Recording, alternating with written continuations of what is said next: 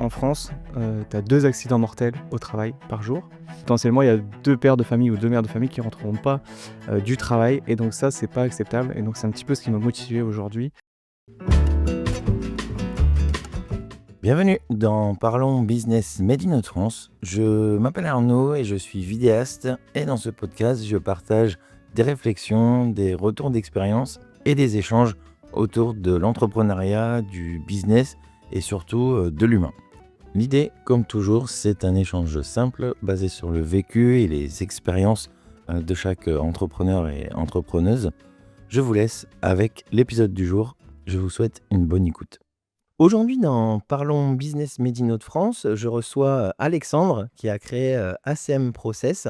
Alexandre accompagne les entreprises à améliorer leurs process et leur conformité réglementaire comme QHSSE, MAS, donc MASE ou ISO 9001. On va parler ensemble de son parcours, de ce qu'il a amené à entreprendre et de comment il développe son activité aujourd'hui. Salut Alexandre, content de te recevoir aujourd'hui pour cet épisode. Salut Arnaud! C'est cool, ça va, t'es content d'être là? Bah, écoute, au top, Carrément. merci de me recevoir et puis bonjour à toutes celles et ceux qui nous écoutent, alors soit dans leur voiture ou du salon, mais merci à eux. Partout, partout. Même en marchant, en faisant du sport, on peut nous écouter partout. Surtout en faisant du sport. C'est ça. Dis-moi, est-ce que tu peux déjà, te présenter en quelques mots, pour, toutes les personnes qui nous écoutent? OK, Alexandre Devin, 35 ans, papa de 2 enfants pacsés et dirigeant de la société ACM Process depuis 2023. Pourquoi, selon toi, la prévention au travail, c'est essentiel pour une entreprise? Ah, c'est hyper important dans le sens où, il y a un chiffre important à retenir aujourd'hui, en termes de prévention, c'est le chiffre 2. En quoi ça consiste? Bah, très clairement, en France, tu as 2 accidents mortels au travail par jour. Donc à la fin de ce podcast, pardon, potentiellement, il y a 2 pères de famille ou 2 mères de famille qui rentreront pas, du travail et donc ça, c'est pas acceptable et donc c'est un petit peu ce qui m'a motivé aujourd'hui, à accompagner les entreprises. Donc la prévention, ça permet de baisser l'accidentologie des entreprises. D'accord, donc ouais, c'est vraiment quelque chose qui est hyper important et c'est vrai que, tout de suite à l'instant T, on pense pas forcément à ça tout de suite, quoi. À cette situation-là, dont tu viens de nous parler et c'est vrai que c'est quelque chose qui marque, hein, quand même, au niveau de ça. OK, et qu'est-ce que tu proposes, aujourd'hui, à tes clients? Alors aujourd'hui, il y a 2 volets. Il y a vraiment le volet prévention des risques au travail et puis l'autre volet qui est plutôt, ciblé qualité. Donc on va parler de performance d'entreprise et cetera, structuration des process. Je te répondrai plutôt à quel moment les entreprises m'appellent. Aussi, oui, tu peux C'est tu peux plutôt ça. tu peux préciser, Alors vas-y. généralement, les entreprises, alors toute entreprise déjà, à partir d'un salarié doit avoir ce qu'on appelle un document unique d'évaluation des risques professionnels. Il faut savoir qu'en France, une entreprise sur 2 en a pas et donc généralement, on me dit: «Bonjour monsieur Devin, voilà, j'ai créé mon entreprise ou elle est créée depuis au moins, 3 ans, j'ai pas de document unique». Ah, retourne, vite, vite, vite, il va falloir faire quelque chose. Donc là, c'est généralement les premières interventions que je fais, en prévention des risques. Après, il peut y avoir autre chose, «Monsieur Devin, on a beaucoup d'accidents, on ne sait pas comment réagir et cetera». Donc que pouvons-nous mettre en place pour, faire progresser ça? Donc ça, c'est pour le volet prévention, et la partie qualité où là, les entreprises s'inquiètent un petit peu de leur niveau de satisfaction client qui baisse, où, les clients sont satisfaits uniquement quand une équipe est en place et pas une autre. Donc voilà, on va vraiment s'intéresser à ce qui se passe au cœur de l'entreprise, pour essayer de trouver des pistes, d'amélioration là-dessus. Et puis pour globaliser le tout, quelquefois, il y a des entreprises qui m'appellent parce qu'elles ont besoin d'une certification. Donc tu l'as dit, très bien dit même, en ouverture, ISO 9001 MAS. Voilà, ça c'est des certifications en lien avec l'appréhension des risques et la qualité. Donc après on met tout en place, on écrit le projet d'entreprise sur 3 à 5 ans avec les entreprises, heu, pour se projeter et puis, monter en place pour mettre en place ce système. D'accord. Donc, ouais, tu fais quand même pas mal de choses et il y a certaines situations aussi, j'ai l'impression qu'on te contacte un peu où c'est un petit peu aussi le moment urgent. Parfois c'est chaud, ouais, ouais, ouais, c'est chaud, donc c'est là où il faut être disponible. C'est pas toujours le cas, hein, malheureusement, mais en tout cas, on donne déjà des billes à distance et puis on accompagne quand on peut et puis quand on est dispo, on se rend sur le terrain, ouais, pour faire des vraies analyses. C'est ça qui compte, aujourd'hui. Ouais, c'est ça, donc je pense que ouais, c'est ça, c'est un peu ton expertise et toi justement qui va pouvoir, faire, cette analyse et du coup pouvoir leur donner, la direction à prendre derrière pour justement, ben, pouvoir, on va dire, se remettre un petit peu à jour au niveau de tout ça, quoi. C'est ça, je les aide à piloter leurs nouveaux projets, c'est surtout ça. D'accord et alors qu'est-ce qui te plaît particulièrement, dans ton métier? Tout, c'est une bonne réponse? Oui, c'est une Tout, réponse. Ça non, fait partie de ouais. la réponse, hein. Non, non, mais il y a tellement de choses, mais la première chose, je pense qu'il faut aimer l'humain, avant tout, parce qu'on parle de prévention, donc quand on parle de prévention, forcément, on parle de risque et donc on parle des hommes et des femmes. Il faut aimer le contact humain, il faut aimer partager, parce qu'aujourd'hui, tout le monde n'a pas les compétences pour, mettre en place un document unique, un système de management, en termes de qualité ou de sécurité ou bien même d'environnement. Parce qu'on n'a pas parlé de l'autre pavé, mais il y a aussi l'environnement. Donc tout me plaît, le partage, et aussi apprendre des gens, au final, c'est de l'échange gagnant-gagnant. Nous, on apporte des choses aux entreprises, mais leur activité, on la connaît pas forcément au départ et on en sort de là un peu plus grandi et grâce à eux, on évolue aussi, dans nos compétences. C'est ça et ben, justement, je suis, très content du coup de t'avoir avec moi aujourd'hui parce que encore un mot et c'est les valeurs que je partage, c'est l'humain et l'humain, c'est super Ouais, ouais, important. carrément. C'est si on voilà, on tend pas la main à l'autre, on fait pas un pas vers la personne et s'intéresser aussi à la personne, ben, ça va être vraiment compliqué aussi pour, ben, pouvoir correctement les aider, les accompagner et leur trouver aussi les bonnes solutions, derrière, ben, pour, régler un petit peu tous les soucis, qu'ils peuvent avoir. Donc, ben, je te rejoins, ouais, sur l'humain et moi, c'est l'une de mes approches, voilà, où on me dit beaucoup, je suis hyper centralisé sur l'humain, mais, voilà, c'est pour ça que même dans le podcast, je veux que ça soit, très familial, très simple, mais, on peut rire aussi, voilà, il y a voilà, je veux pas que ça soit trop, trop rigide non plus, mais, c'est surtout ce côté, humain et ben, beaucoup de personnes que je rencontre, dont toi, on a eu l'occasion de se découvrir aussi, dans notre petit club d'entreprise, Club Calaisie Entreprise et c'est vrai que, ben, voilà, moi je quand voilà, j'aime bien les personnes et qu'on partage un petit peu aussi les mêmes valeurs, ben, là, c'est un petit peu le but de l'émission, de ce podcast, c'est justement, ben, de pouvoir, mettre les bonnes personnes en avant et voilà, des entrepreneuses de la région et de partager aussi, ben, voilà, ces valeurs-là et est-ce que, tu pourrais, voilà, nous raconter un petit peu ton parcours, donc avant la création de la CM Process? Alors, à partir de la partie scolaire ou en 1re expérience professionnelle? Comme tu veux, je te laisse le On se choix. Tu là, calibre comment? on peut démarrer, après la partie scolaire Pas la peut-être. partie scolaire. Bah, en fait, ça va être très simple parce que j'ai toujours travaillé dans ce domaine-là, parce que dès le départ, j'avais orienté, mon mes études par rapport à ça. Donc là, aujourd'hui, ça fait à peu près 15 ans que je suis dans le domaine de la QSE. On appelle ça la QSE pour qualité, santé, sécurité, environnement.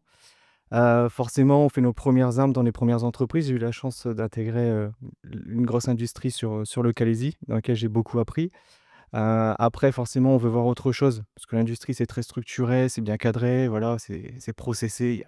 C'est juste que, derrière, on veut un peu plus de challenge et donc on intègre des entreprises qui ont une activité plutôt, on va dire, chantier, là où il y a des gros risques et cetera, des gros engins. Et puis derrière, j'ai eu l'opportunité aussi, de travailler dans diverses entreprises, du transport, la manutention, tout ce qui est logistique, tout ça.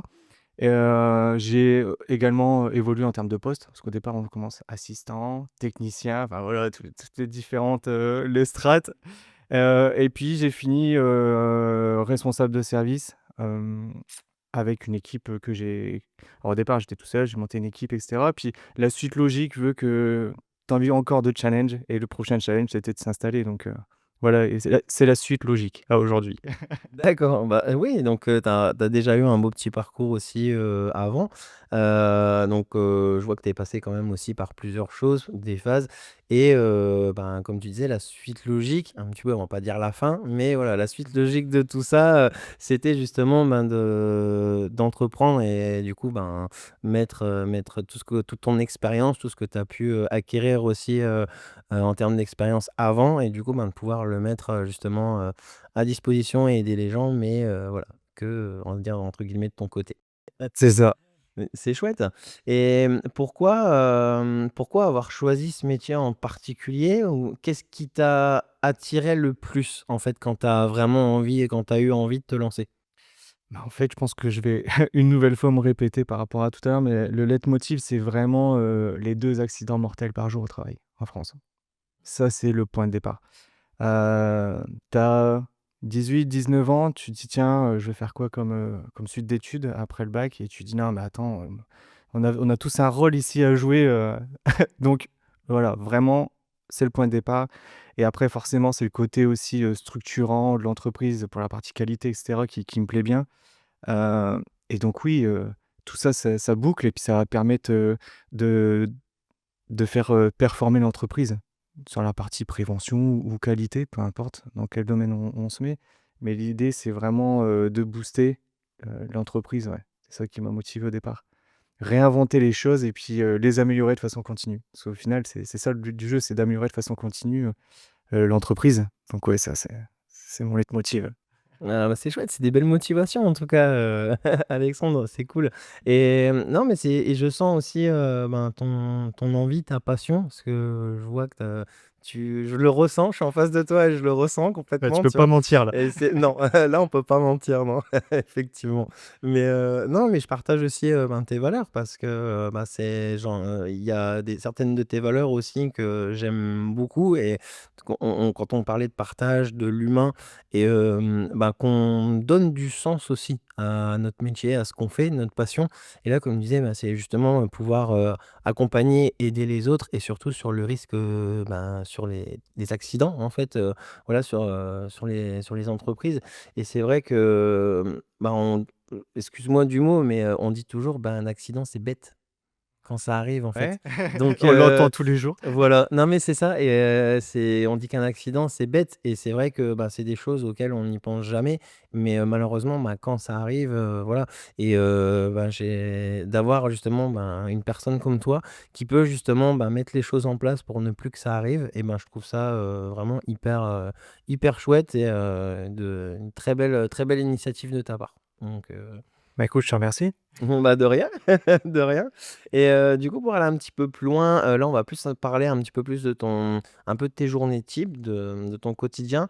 À quoi ça ressemble pour toi, on va dire, une journée type ou une semaine type dans ta vie, d'entrepreneur aujourd'hui? Alors, il y en a pas. Chaque journée, chaque heure est différente. Ça dépend déjà si je suis en consulting, donc en gros en accompagnement d'entreprise ou si je suis en audit. Tu vois? Ça peut être «le même game» entre guillemets. Hem, Après ça dépend aussi, de la nature de la demande de l'entreprise. Donc très clairement, on s'adapte. Les entreprises, elles veulent impérativement me voir le vendredi ou le lundi. Bon, bah, c'est tout, c'est une exigence client. Voilà, en qualité, on parle d'exigence client, donc aujourd'hui, j'essaie de respecter, cette exigence et puis les heures, bah, forcément les heures, tu t'adaptes au client, hein. Si c'est une entreprise qui travaille, de façon postée et ben, on y va et puis c'est tout, hein. C'est la vie d'entreprise et on y va avec le sourire et plein d'énergie positive surtout. Bah, c'est ça et puis, oui, bah, ça, c'est forcément en fonction de la demande du client et voilà, c'est aussi une force de pouvoir traiter, ben, on va dire des urgences aussi, voilà. C'est, sinon de dire: «Bah, écoutez, ouais, on a vraiment une urgence». «Bah, non, écoutez, vous allez attendre la semaine prochaine Ouais, parce que c'est là, j'ai ça, pas ouais. de dispo», voilà. Non et là, c'est aussi, bah, une grande force aussi, ben, pour toi de dire: «Ah, vous êtes embêté?» «Ben oui, bah, attendez, je viens, voilà, je m'arrange et je viens, il y a pas de souci, je vais venir vous dépanner». Voilà, je vais régler votre problème et ça, c'est vraiment une très grande force aussi, ben, dans le service, hein, de toute façon, et ça, je pense que, ben, tes clients doivent bien te le rendre aussi, je pense. Ouais, j'espère qu'ils nous écoutent en plus là. Ah, bah, écoute et bah, tu partageras l'épisode, du coup à tes clients, comme Ouais, ça tous ouais. tes clients vont pouvoir, voilà, t'écouter aussi en même temps et au pire, ils pourront mettre un petit commentaire si jamais sur l'épisode, voilà, pour nous dire un petit peu ce qu'ils pensent de leur expérience client avec toi. Ton on va dire ton activité, ton métier, là, actuel, qu'est-ce que ça t'apporte, sur le plan professionnel et personnel? Est-ce que ça t'a apporté quelque chose?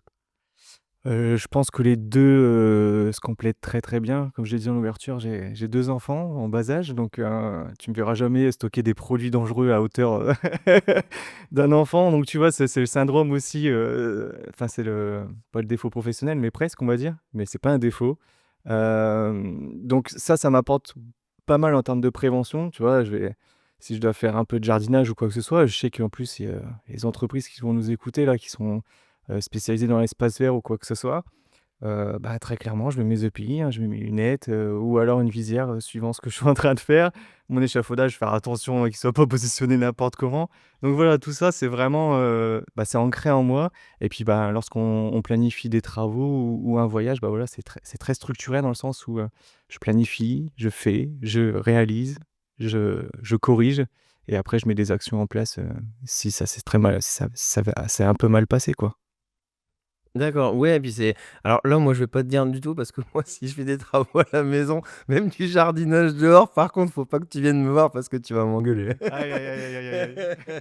Mais non, voilà, après, ouais, c'est non, mais c'est ça, ouais, c'est je pense que c'est aussi ta structure et du que dans le côté professionnel où justement, bah, comme c'est un peu ancré dans ton quotidien et tu accompagnes tes clients comme ça, tu te l'es aussi, forcément instauré, bah, un côté perso à la maison et même, ben, avec les enfants encore heureux, hein, du coup, qu'on laisse pas traîner, la bouteille de lessive, à leur portée ou des couteaux, quoi, mais voilà, après ça, c'est ouais, les questions de sécurité, mais après c'est un bien aussi, tu vois, justement de faire ça parce que, ben, toi, tu as conscience aussi, ben, de tous les risques qu'il y a autour et c'est ça qui est bien dans ton métier et que, ben, justement à la maison, voilà, côté plus perso, ben, en fait, tu as une vision justement de plein de risques qu'il y a autour.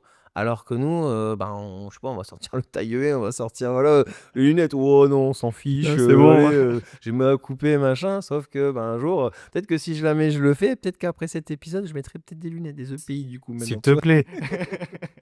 Enfin voilà, mais non mais c'est chouette de voir justement la relation que ce que ça t'a apporté du coup sur le pro et le pro comment ça revient sur le côté perso mais non mais c'est bien et là c'est vraiment, ben, des bonnes choses en plus qui sont arrivées du coup côté perso donc c'est On dit souvent les accidents, j'en avais juste pour, 1 minute, hein, ou 30 secondes, où j'avais juste, une branche à couper c'est ça. Puis elle te tombe, et pouf sur le crâne dans l'œil et c'est allez ça, hop, j'en avais pas pour longtemps. c'est ça, j'en avais pour 2 minutes en fait, hein, ouais, mais du coup 2 minutes, ben là, tu auras pour beaucoup plus, hein. C'est ça, ah ouais. Mais c'est vrai que c'est des choses, on n'y pense pas et on fait pas attention. C'est comme des accidents de la route. Quand ils font les stats, on te dit, bah, en fait, c'est dans la périphérie autour de chez toi.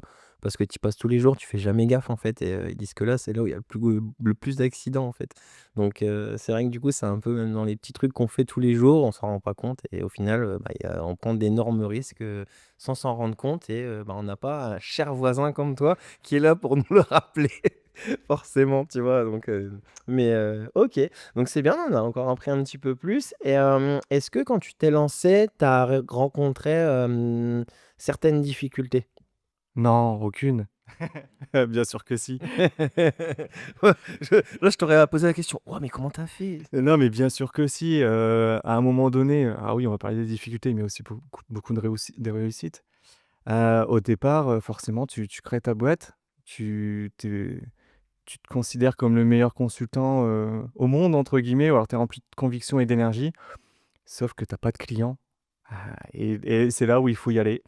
Il faut y aller, on prend la voiture, on prend le PC, on prend les flyers qu'on a proprement et réalisés calmement et et puis après il faut y aller. Donc ça commence par le porte-à-porte et là, c'est là où ça commence et c'est là où tu sors de ta zone de confort parce que, au départ tu es pas commercial.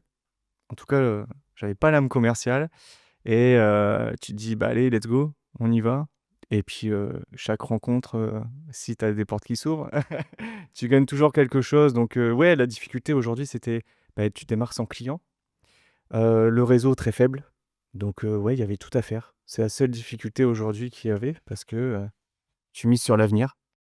Oui, c'est ça, mais de toute façon après ouais, c'est, bah, se faire ses clients et puis son réseau aussi au départ, c'est surtout ça, donc tu as démarré par le porte-à-porte, c'est ça au début et après tout ce qui est échange de tout ce qui est un peu dépôt, enfin de flyers, de cartes de visite, toutes ces choses-là? Ouais, bah, en fait, l'idée, c'est aussi que les gens apprennent à te connaître, te montrer, qu'est-ce que tu proposes, quel est l'intérêt de travailler avec toi, quels besoins ils pourraient avoir aussi. Donc effectivement, les portes ne sont pas toujours ouvertes. Il y en a qui se sont ouvertes et avec qui je travaille encore aujourd'hui. Donc ça, c'est les plus grandes fiertés et parce que c'est pas des clients, on te l'a pas donné sur un plateau d'argent et tu as été, à la sueur de ton front et c'est vrai qu'il y a des soirs où quand tu rentres, tu dis: «Bon, ben, voilà, une journée à zéro. Demain, ça sera peut-être encore une journée à zéro». Mais ouais, non, c'est la difficulté, mais on s'en relève et encore plus fort, ça nous forge. Ouais. Mmh. Je suis tout à fait d'accord avec toi et voilà, on se construit, hein, de toute façon au fur et à mesure et on agrandit son réseau aussi, donc comme tu disais, ben, après, la prospection, c'est ce que je dis tout le temps, ben, voilà, quand tu es à la barre de ton entreprise, qu'il y a que toi qui peux faire les choses, ben, voilà, il faut te mettre un coup de pied au cul et il faut y aller, quoi. Parce que si tu ne bouges pas, ben, tu auras pas de résultat, tu feras rien, tu te feras pas découvrir aux gens, les gens vont pas savoir que tu existes et ce que tu proposes. Et c'est un travail quasi de tous les jours, hein, du quotidien, et c'est pour ça qu'aussi, ben, il y a une multitude d'avantages dans la prospection et de différents méthodes de prospection, autant par, l'envoi de mails ou le téléphone ou, les rencontres, comme tu disais, ben, ça peut être du porte à porte, ça peut être, ben, tout ce qui est les clubs d'entreprise, le réseautage et cetera.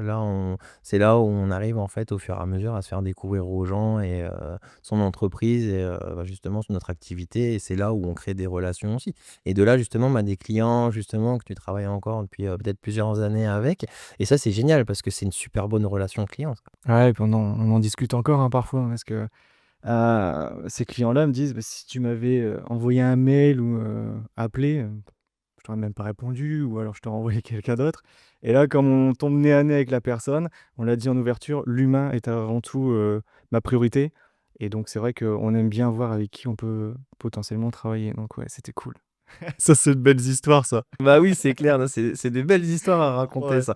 Mais ouais, puis c'est chouette, puis comme tu le dis, bah, en plus, même des fois, ben, tu dis avec ton client, tu peux en reparler. Tu dis: «Ah, je me souviens, il y a 4 5 ans ou même plus longtemps, au début quand tu es arrivé, tu es venu te présenter, te démarcher» et ce qui est marrant, c'est que ça revient encore, tu vois, dans les conversations et comme quoi, ben, ça a été vraiment une belle rencontre, tu vois, autant pour toi que pour tes clients et justement, bah, cette relation-là, elle dure encore, quand même, plusieurs années après et ça, je trouve ça vraiment cool et comme tu le disais, bah, l'humain, c'est vraiment, voilà, l'un des points les plus importants pour créer une bonne relation aussi, parce que le business ou le service ou ce qu'on peut apporter, ben, le résultat et cetera, c'est bien. Mais par contre, si tu as pas d'humain, c'est ce que je disais, le résultat est là, mais que tu pas d'interaction, tu pas d'humain, en fait, dans les échanges, dans les constructions de projets, des choses comme ça, ben, ça va être compliqué d'avancer correctement, quoi. Donc et dis-moi Alexandre, est-ce qu'il y a une réussite ou un accompagnement, dont tu es, particulièrement fier? Hem, ah, ils sont tellement tous bons. C'est dur, hein, elle est dure Ouais, cette ouais, question, hein. c'est ça c'est costaud. Déjà le premier client que tu décroches, ça c'est un souvenir mémorable. On en a parlé juste à l'instant, ça c'est une première vraie réussite. Après en termes d'accompagnement, ils sont tellement tous différents. Hem, je pourrais pas en sortir un du lot, mais l'idée c'est que quand j'accompagne, derrière forcément il y a de la réussite. Aujourd'hui, il y a 100 de réussite, il y a aucun doute là-dessus.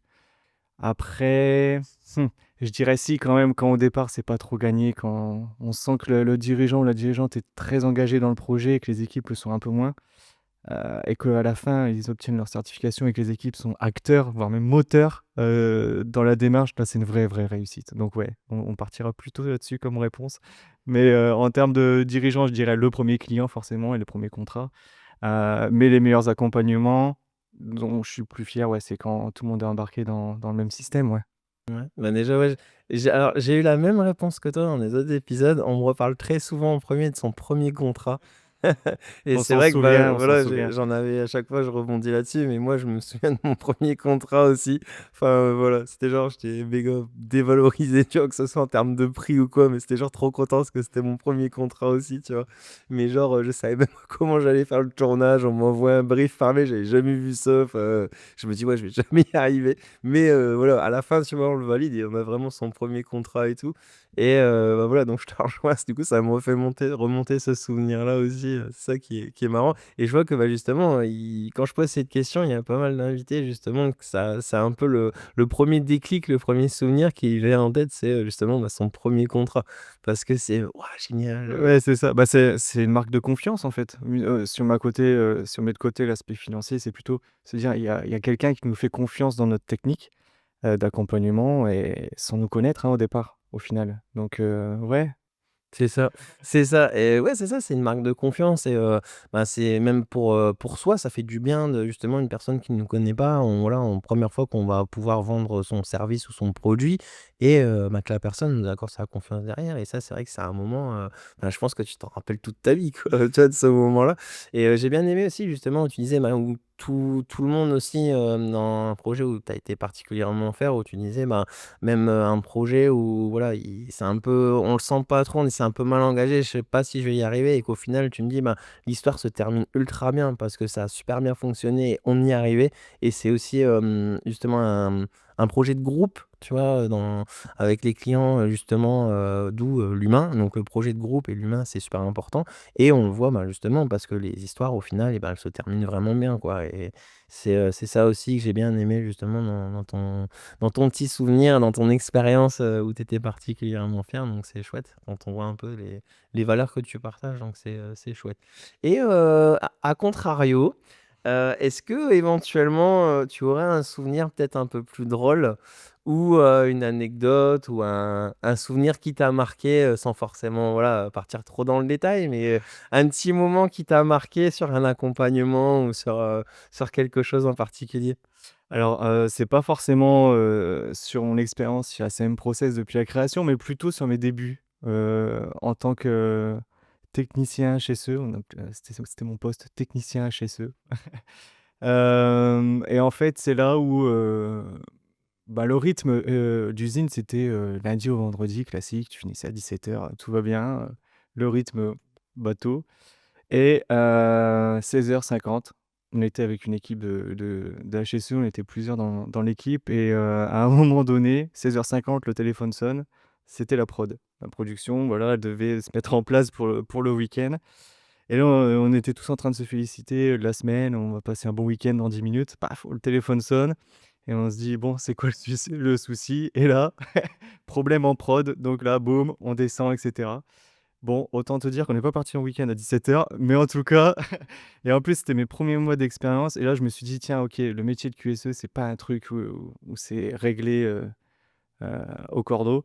Donc non, ça, c'est, on va dire, le côté négatif du métier à l'époque, mais aujourd'hui, j'en fais vraiment une force parce que c'est ce que j'appelle l'adaptabilité et donc quand tu es au début de ton expérience pro, tu te dis: «Non, mais attendez, on devait finir à 17h, moi j'ai qu'est-ce qui se passe?» Et donc derrière, l'objectif, c'était de trouver la solution au niveau de la prod et au final, la production a pu démarrer le vendredi soir, donc à 20h pour pas spoiler le truc, et puis voilà, elle a pu produire tout le week-end et puis lundi quand on est revenu, il y avait pas de retard sur la production. Donc tu vois, finalement, d'un négatif, on en fait quand même une force et on le transforme en positif, C'est ça, on en dégage du positif du toujours. coup, à partir du négatif donc c'est bien, c'est voilà, mais ouais, ça reste une expérience, ouais, en plus surtout, les équipes où, en tant que salarié ou autre, où voilà, on agit, on pense tous parce qu'il y a des horaires et cetera et c'est vrai que derrière, pouf, un truc qui tombe, on dit: on peut pas être en week-end et tout, Ouais, du c'est coup, le mais on jeu. devait partir, mais non, mais du coup, les gars, si la machine elle est pas relancée, lundi, vous venez pas bosser, quoi, du coup, on se dit: «Bon, tant pis, on va le faire, hein», mais c'est vrai que, ouais, c'est une expérience où justement, et puis au final, en plus, au début justement, toi, de ton expérience, voilà, dans le métier, quand on t'arrive, tu dis: «Ah, du coup, il faut le remettre en route». OK, on démarre par quoi? On fait quoi? Les gars, du coup, on fait quoi? Ouais, c'est Faut ça. que la machine, elle soit repartie Ouais. demain, En fait, j'avais un problème de protection collective sur la machine et on ne pouvait pas travailler comme ça les aurait mis en danger, donc il fallait trouver la solution. Mais de toute façon, je pense que s'il y a des QSE qui nous écoutent, ils savent très bien que une semaine type n'existe pas. Ouais, oui, ouais, c'est voilà, puis de toute façon déjà, même si maintenant, il y a des choses, on appelait ça, avant dans la maintenance par exemple du curatif ou des choses comme ça, du préventif. Après, de toute façon, il y a des choses, ça arrive quoi. Il faut, voilà, réagir tout de suite et tu pouvais pas le prévoir, une semaine à l'avance quoi. C'est quand il faut agir tout de suite, comme tu le disais, s'adapter aussi à différentes situations et puis à l'urgence aussi des situations. Et c'est ça justement qui ou quand on a cette force-là du coup de pouvoir intervenir tout de suite, voilà. c'est quand même, une très grande force et du coup derrière, bah, forcément, je pense que, bah, en tant que client, voilà, il fallait vraiment une urgence, on nous a dépanné et en plus dans la deadline, dans les délais, voilà, demandés, et c'est bon du coup on peut reproduire, on est reparti, voilà, on a son stress qui retombe, et dire: «Ouais, c'est bon du coup la machine elle est relancée», et puis voilà, mais non mais c'est un bon petit souvenir. Ouais, c'était Puis le petit c'était, moins, ouais, ouais. mais il y a que du plus dans ce métier. C'est ça. On part toujours du beauf où, ouais, ça va être compliqué au départ et au final, c'est toujours des belles histoires qui se terminent. C'est des belles fins. Mais C'est des oui. happy end comme on dit. Et si on repart un petit peu plus, on va dire dans le passé, est-ce que, bah, si on faisait, remonter un petit peu le temps et qu'on remontait en arrière, juste quand tu as eu le déclic ou quand tu allais tout juste lancer, ACM Process, ton activité, ta boîte, est-ce que, à ton toi d'avant, de ce moment-là, est-ce que tu aurais fait des choses différemment pour démarrer? Avec l'expérience d'aujourd'hui? Ouais. Alors c'est toujours plus facile de dire après, forcément. À l'heure d'aujourd'hui, là où j'en suis, j'ai envie de te dire: ben non», parce que c'est un petit peu mon histoire et je l'entreprise progresse de façon continue. Même quand, j'atteins un objectif, je vais me mettre, une target, comme on dit, un peu plus haute pour, me challenger encore plus et effectivement, la barre était plus basse, à la création. J'ai revu les façons de faire et cetera. Même en termes de, de développement, non, je pense que les erreurs du débutant, comme on dit, bah, c'était pas des erreurs. Pour moi, c'était vraiment une première marche et puis après, on avance tout doucement et on se dit: «Bah, tiens, finalement, c'est pas mal ce que j'ai fait, mais la fois prochaine, comment je peux, progresser encore plus?» Donc non, il y a aucune erreur, aucun échec. Le seul conseil que je pourrais me donner, à moi-même à l'époque, c'est, «Lâche rien, ça va le faire». Bah, c'est une très bonne mentalité ça déjà dès le départ, de l'avoir. Mais ouais, bah, sur ça je te rejoins un petit peu aussi. C'est vrai que, bah, c'est, formateur, hein, de toute façon l'expérience entrepreneuriale. On démarre tous, à un moment donné à un point zéro et bah, on se construit au fur et à mesure de par son réseau, de par son expérience, comment voilà, on s'améliore en fait à chaque fois, au fur et à mesure des jours, des semaines, des mois, des années et ben, c'est ça aussi qui nous amène, bah, là où on en est actuellement. Donc je sais pas si tu es d'accord avec moi C'est là-dessus, ça, c'est ça. mais voilà, ça reste une expérience, de toute façon l'entrepreneuriat, c'est un voyage, c'est une expérience, voilà, C'est un c'est jeu, il faut le voir comme un jeu. aussi ouais, ça ouais. Moi, c'est surtout la prospection, on me dit: «Il faut essayer de voir ça comme un jeu», parce que ça, c'est chiant et c'est compliqué. Ah non, il faut c'est fun. Mais OK et si, tu croisais voilà, quelqu'un, dans un bar, dans la rue, quoi que ce soit, tu sais que voilà, il te parle, il veut se lancer, en tant qu'entrepreneur, ou entrepreneuse, qu'il veut démarrer son activité, il doute un petit peu. Est-ce que tu aurais des conseils à lui donner? Je dirais juste, let's go, vas-y, fonce. Si tu l'envie déjà, vas-y. Tu auras toujours des gens qui vont te dire: «Non, il faut pas, c'est dangereux, tu vas s'enfiler, c'est risqué». Au final, tu risques quoi? De gagner une expérience. C'est juste ça, vas-y. Si tu l'envie, c'est que ton idée, elle est bonne et si c'est du service ou un produit ou quoi que ce soit, vas-y. Peu importe, si c'est du service ou un produit et va prendre ton expérience tout de suite. Ça va trop vite. C'est ça. Non, mais c'est ouais, c'est ça et puis, bah, c'est pareil, c'est déjà dans son entourage, c'est compliqué. Après, ben, des gens où on demande, c'est pas forcément des entrepreneurs, bah, ça va être des salariés ou les gens, ben, c'est pas forcément, voilà, la même expérience, mais un peu le même quotidien, le même mode de vie.